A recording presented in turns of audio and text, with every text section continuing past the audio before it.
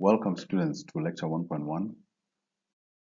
In this lecture, we will look at the following subtopics: introduction to models, system properties, linearization, and then talk about the modeling process. Let's quickly look at the mind map, the following mind map, to give context or the relationship to the topics that you're going to be covering in the coming series of few lectures. So effectively what you're going to be looking at in totality is what I call modeling techniques. How do you now model a system that is being controlled, or how do you model a control system or the process of the plant? So there are generally two ways in which you can model the system. The first being that which is based on natural science, that is the physics of the process. If it's a fluid system, you need to understand fluid dynamics. If it's a thermal system, you need to understand thermodynamics. If it's an electrical, you need to understand the underlying electrical equations, and so on and so forth. The second alternative to modeling, if the physics can't be obtained, is to use what's called system identification. So system identification is a process whereby you will be using data, and this will be covered later in lecture 1.2.6. So both of these techniques, the natural science-based techniques and the system identification techniques, can be used to derive system models or to analyze system models. And the models which we can analyze in this instance that we're going to look at, it's going to be thermal system, electrical system, mechanical system, and fluid system. And these are going to be covered in lectures 1.2.2 up to 1.2.5. And then in this lecture, we will also see that all of these different systems will have models. So the modeling techniques gives us models, and these models have they describe a system, and the systems that they describe have properties. We will look at the most important of these properties, and we will see that there are different types of models that you can have for the same system, because models ultimately are representations of what systems are. We will see that you can have a differential equation model.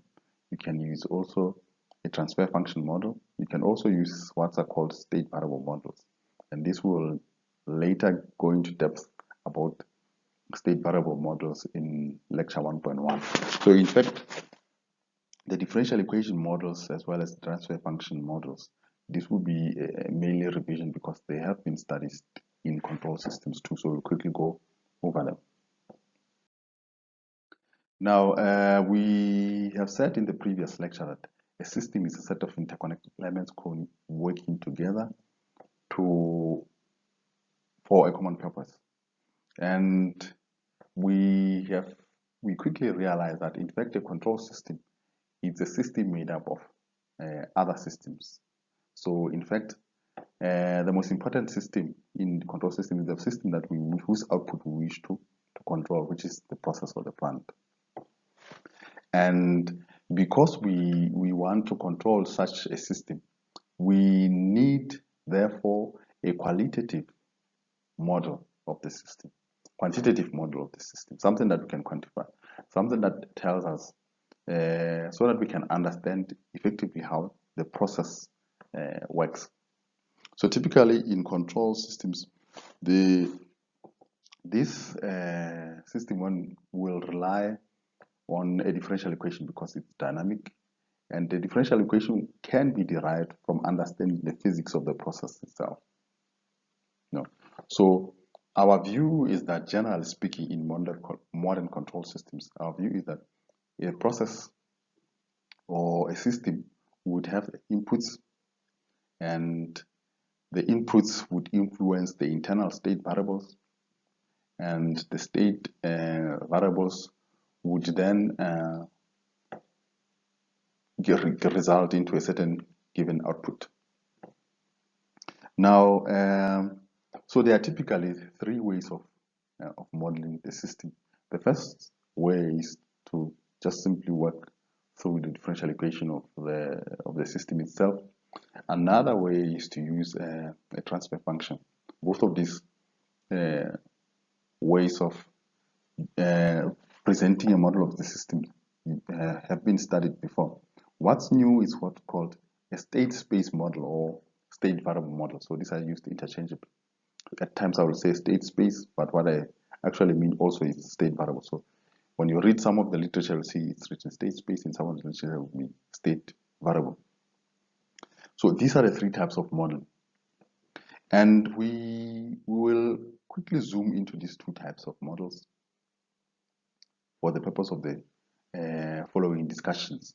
And we will notice that, in fact, we can use the concept of the Laplace transform to convert interchangeably between models of class 1 and class 2, which is the differential equation and the transfer function.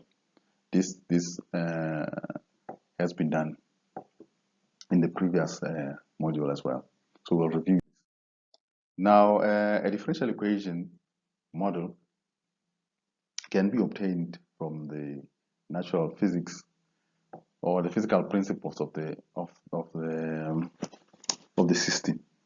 By so saying, I mean, for example, if this is a mechanical system which moves, we can use the natural law, Newton's laws of motion, to capture the dynamics of such a system.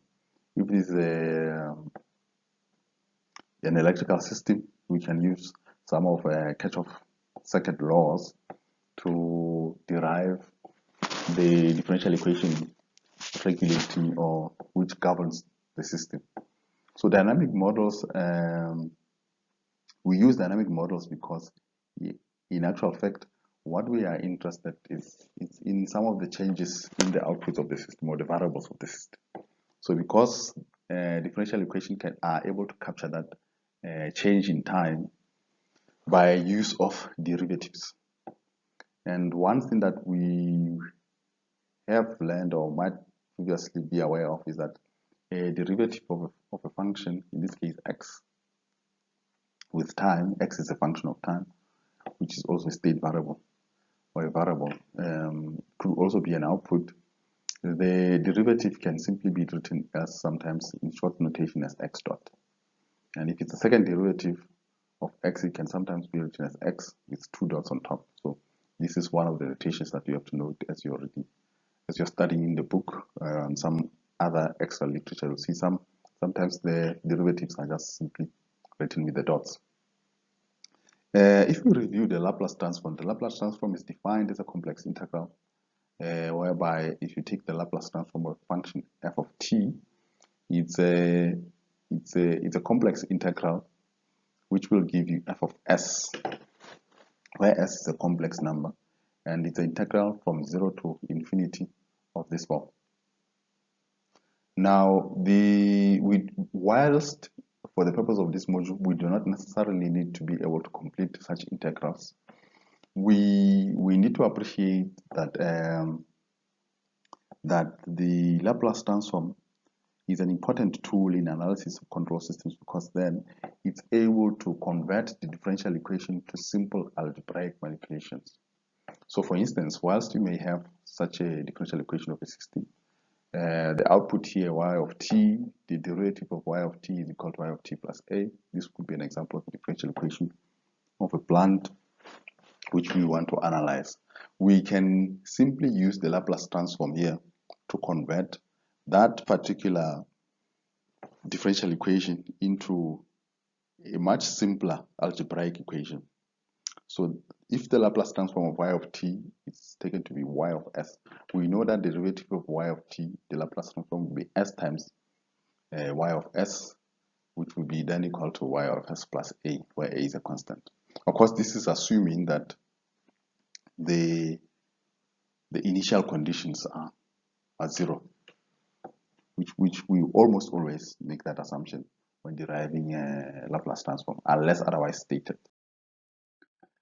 The Laplace transform, by definition, as I was pointing out, so the Laplace transform of the second derivative of f of t will simply be s squared, because this is the second derivative, times f of s s squared times f of s minus s multiplied by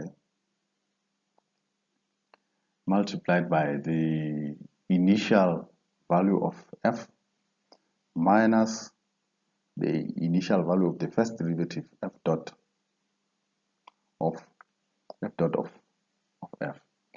However, if we take zero initial conditions, as we will almost always be the case unless otherwise stated, we can simply notice that the Laplace transform of a derivative simply means you multiply the function by s. If you have the Laplace transform of an integral, it simply means you divide the function by 1 over s. So if you have a second derivative, the Laplace transform of second derivative of function, this will simply be, because you have two derivatives here, you will simply multiply this function by s squared. If you have the third derivative, it will be s to the power 3, and so on and so forth. Now this table gives us a commonly used Laplace transform pairs, which will always give if necessary for assessment purposes.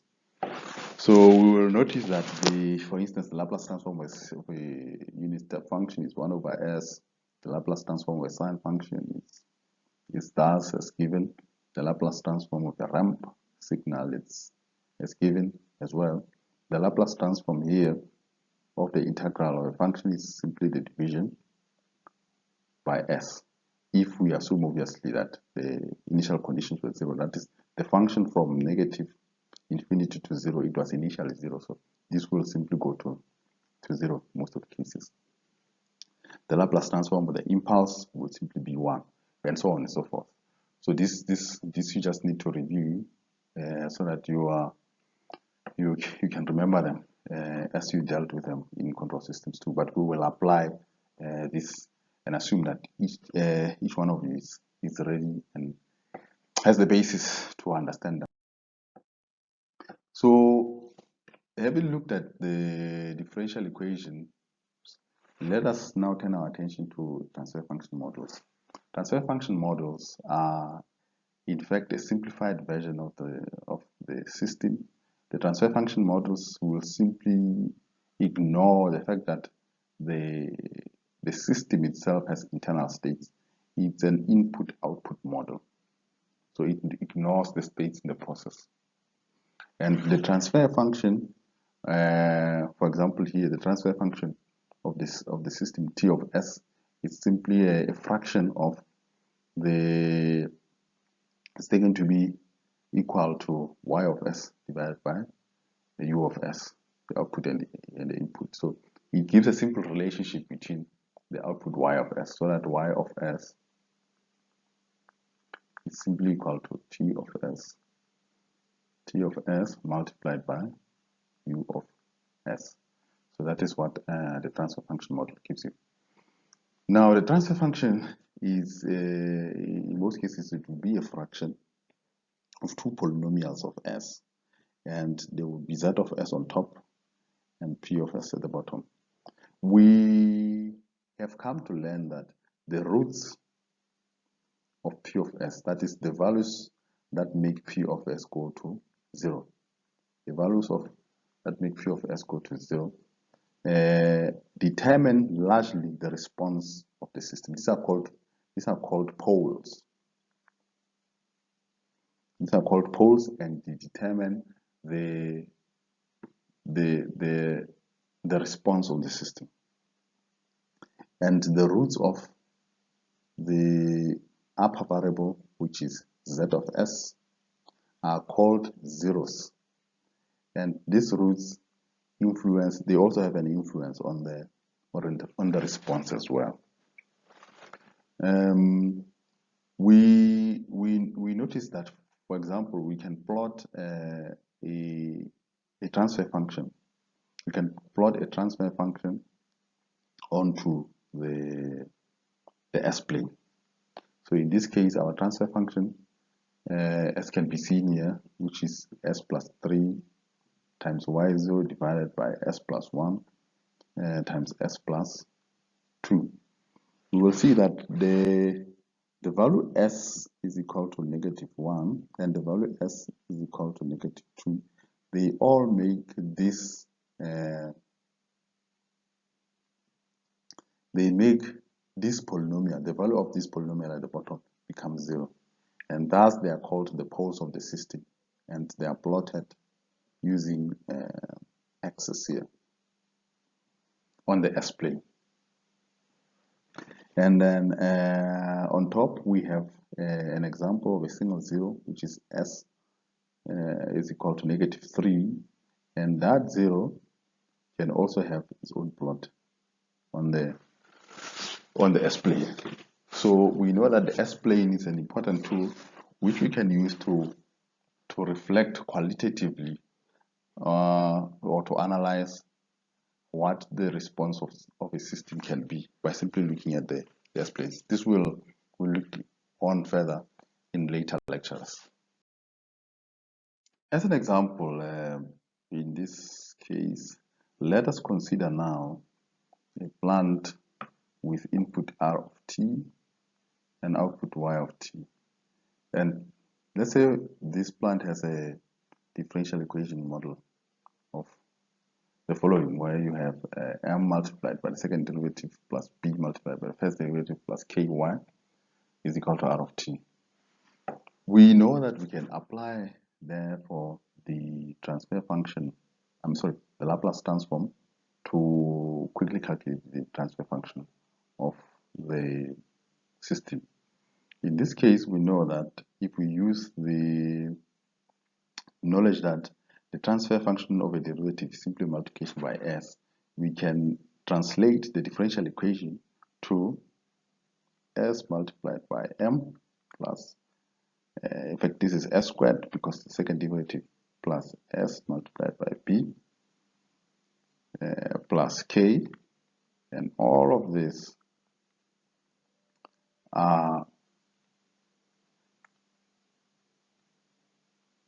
they will multiply the y of s, which is the Laplace transform of y of t.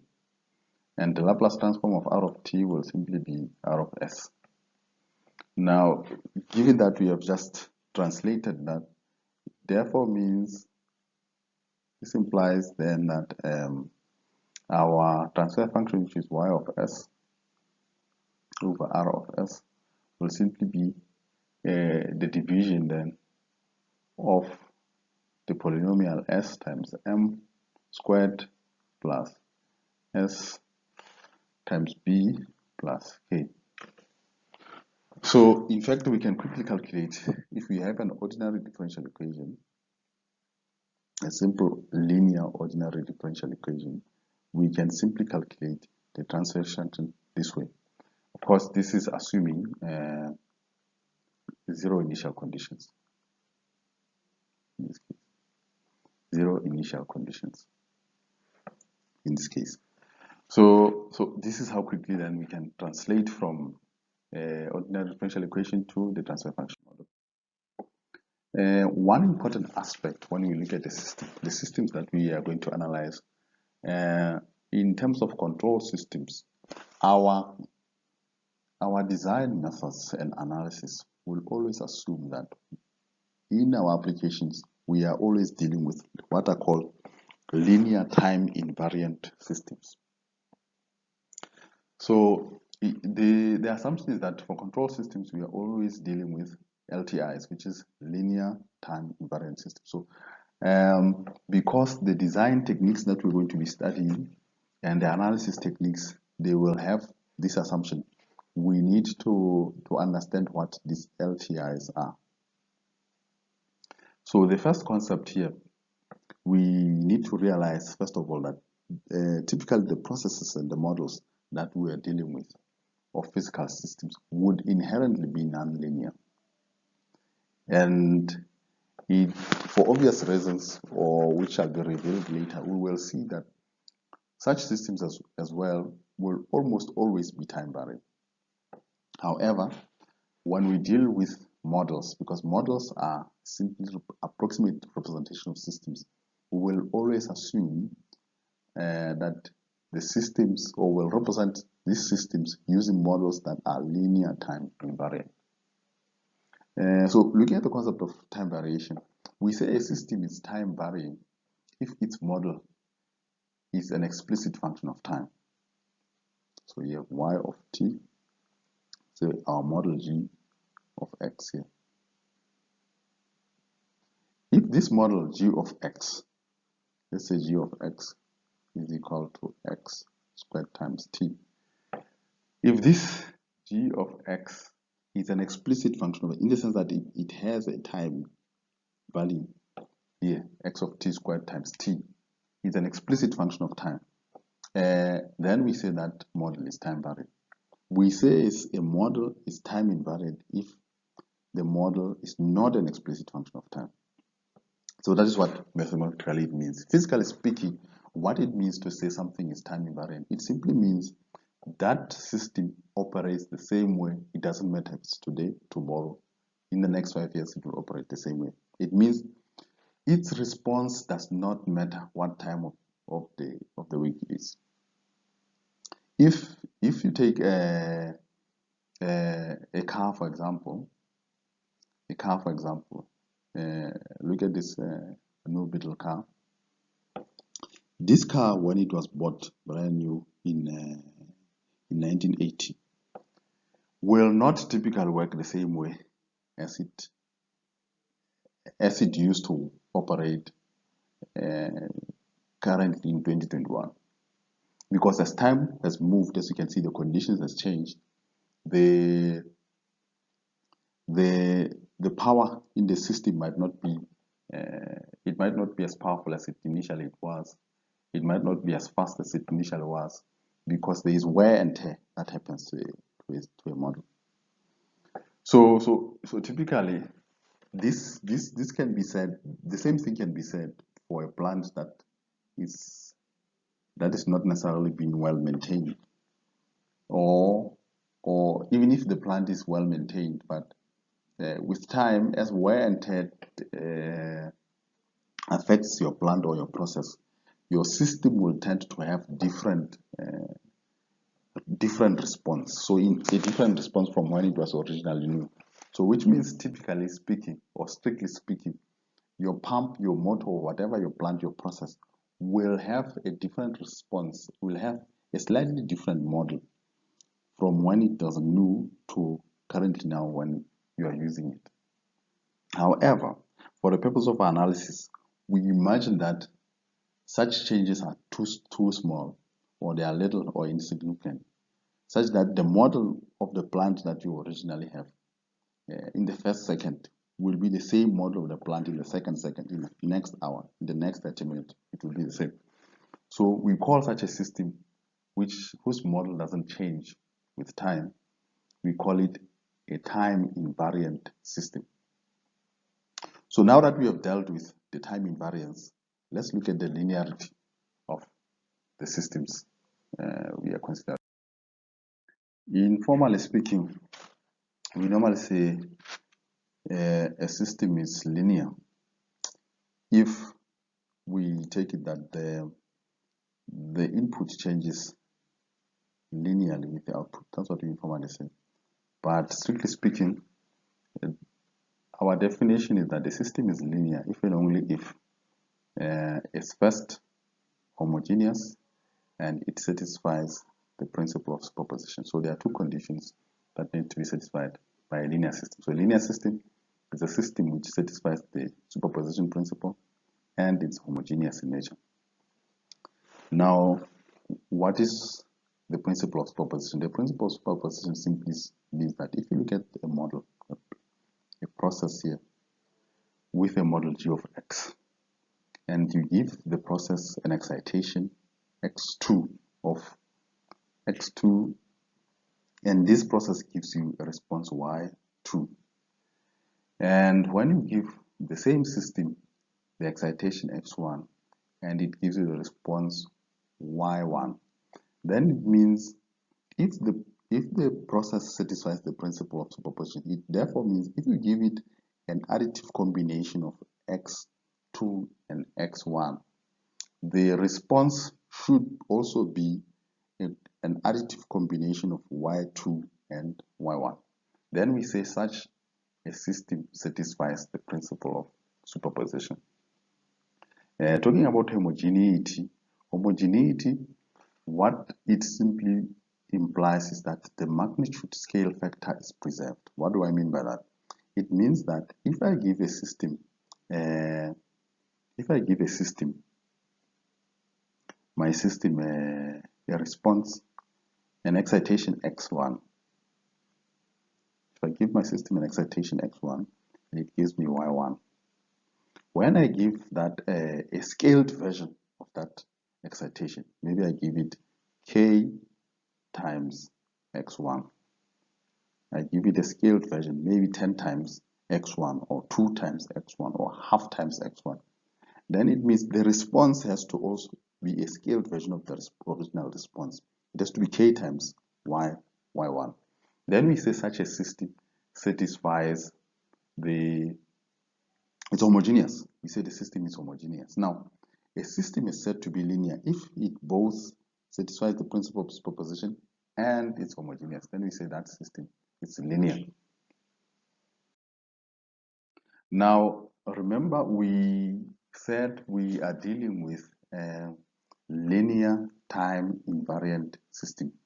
We have already defined what a linear system is. It's a system that satisfies the principle of superposition and it's homogeneous in nature. We have also explained what time invariance is. Time invariance simply means that the model of the system does not change with time. Now, so systems or models are always assumed to be linear in nature over at least a small operating range.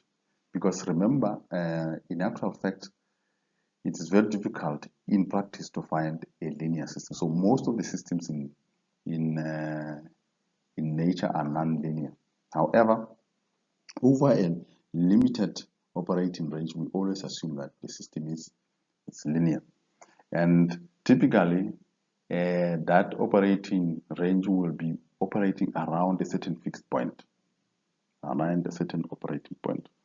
So we say a process of linearization here is simply the process whereby we convert a non-linear plant model to a linear equivalent so that we can be able to analyze it. So assuming here you have a non-linear process which is g of x, you have x of t, giving it to g of x and it gives you y of t. Then we can linearize that system or derive a linear approximation of the model around an operating point, say an operating point x, y0, x0. We can derive a linear approximate model g bar of x. And this will be linear around that operating point. And the operating point will be, the new operating variables would simply be the variations around x0 and the variation around y0. So the new variables here, x bar, will simply be equal to x minus x0. So this will be the new variable, and the new output variable y bar will simply be equal to y minus y0. So it will be a deviation, and we can find that. So the way, a simpler way of looking at this is, if you look at the example here of if you look at this example of a graph showing a non-linear system in this blue graph, which shows a non-linear system. This non-linear system can be linearized around this operating point. So let's say we choose this operating point x0. We see that this system can operate linearly, or it can operate like it's linear. The linear model would be the purple one. This is the linear model. It can operate like it's linear around this operating point x0, y0. And we can therefore assume that in this operating range, this yellow operating range here, that the model of g of x is almost equivalent to g bar of x. So effectively, linearization is the process of getting g of x and finding g bar of x. So the process of linearization is based on what's called Taylor's expansion series, Taylor series expansion of a function. What Taylor's expansion series simply says is that a function g of x can be, is equivalent, it can be expanded around a certain operating point x of 0 by making a sum, a weighted sum of all of its derivatives. So g of x around x0 is simply equal to g of x0 times the first derivative of x0, which is then multiplied by the deviation from x0 of x1 divided by 1 factorial, plus the second derivative of x0 times the deviation divided by 2 factorial, plus the third derivative of x0 times 3 factorial over the deviation, plus, and so on and so forth. So all of this, in fact, all of these are simply what we call higher order terms. So it looks like the function can be expanded around a certain point x0. Now, the assumption of linearity, when we want to linearize the function, what we are doing, in fact, we are simply saying, we assume that these high order terms, their contribution is negligibly small to the final value of the function. So what we are saying is that if you want to approximate this function g of x, you can simply approximate it by taking its first derivative, the value of the function plus its first derivative. So in actual fact, we are saying this function g of x, it's approximately equal to g of 0 plus only its first derivative divided by 1 factorial, of course, because 1 factorial is equal to 1. So there's no need to write this one here at the bottom. So linearization says for small deviations around x0, the function g of x can be approximated as simply g of x at 0 times the derivative of g of x around x is equal to x of 0. Now, then we can use this to manipulate the equation and show that if we take g of x on the other side, we can show that this will give us y minus g of 0 is equal to the derivative times x of 0. And so, because remember this is y of 0, we can see that the small deviation around, so the model simply boils down to the small deviation around y of 0, which is that, times the small deviation around x of 0 times some constant, which is m. And the value of m here, it simply be the first derivative of g of 0 around that point, evaluated around the point x of 0. So we can use this by converting a complex model into a linear model. Let's look at an example here. So let's assume that you have a mass spring system. So a mass spring system sitting at equilibrium, but the spring here, it's nonlinear in nature. So the force generated by the spring is nonlinear in nature. So that the force generated by the spring is equivalent to F, which is related to the square of the displacement. So in that case, it's nonlinear. Now, the first condition is find the value of f of 0 at equilibrium point. That is when the mass is stationary with y being equal to y of 0. So if we look at the mass spring system here and zoom into it, we see that at equilibrium, when it's settled, the force on the spring that pushes the object upwards will be equivalent to, or will be equal to, the weight, which is the one that's pushing the spring downwards. So at equilibrium, F of 0 is simply going to be the weight of the mass, which is m times g. So this would be our equilibrium point. So we can linearize our system around that equilibrium point. But now, so looking at the second issue, can we linearize this model then around the equilibrium point when it's not moving? Okay. So if we do that, we first take Taylor's expansion equation. We now know that f, which is this nonlinear function, is approximately equal to f of 0, the value at equilibrium, times plus the derivative of f with respect to y at the point y of 0 times the deviation from y of 0. Now we can rearrange this by bringing in f of 0 on the other side. Therefore, we'll see that the deviation of f, the equation gives us that the deviation around f of 0 times the first derivative the deviation around f of 0 is equal to the first derivative around y of 0 times the deviation around y of 0. But we know that the derivative of y of 0 of f around y is simply equal to dy squared dy, because f is equal to y squared here, f is equal to y squared, and this would be equal to 2y. And if we evaluate that at y is equal to y0, we substitute y is equal to y0, we get the value as 2y0.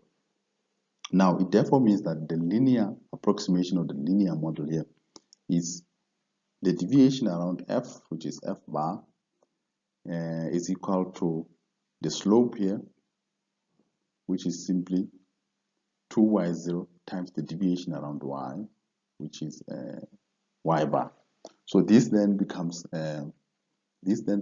our linear model for the system. Now, moving on to the final issue of this lecture, which is the modeling process. We have said in control systems analysis, there are mainly two approaches to modeling. The first approach uses dynamic modeling using differential equations, which relies on the underlying scientific principle of physics or chemistry, depending on what system you are dealing with.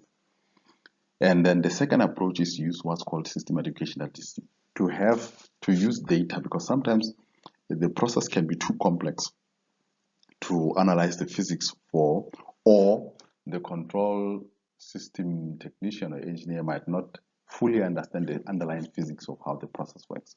But you can use then experimental data, input-output data, of how historically the system has behaved to model the system. So both of these approaches can give us these three types of models that are typically used in control system analysis, that is the differential equation model, the transfer function model, and the state variable model. So after completing this lecture, you should be able, therefore, to apply the Taylor's series expansion to linearize the nonlinear system models. You should be able to explain the meaning of the following system properties. You should be able to explain linearity, superposition, homogeneity, and time invariance. You should also be able to model a system using a transfer function or a differential equation.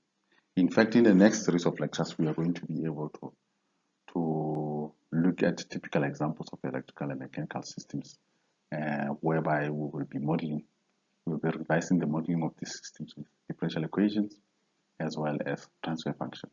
And then much later on, we'll look at the state space equation models or state variable models.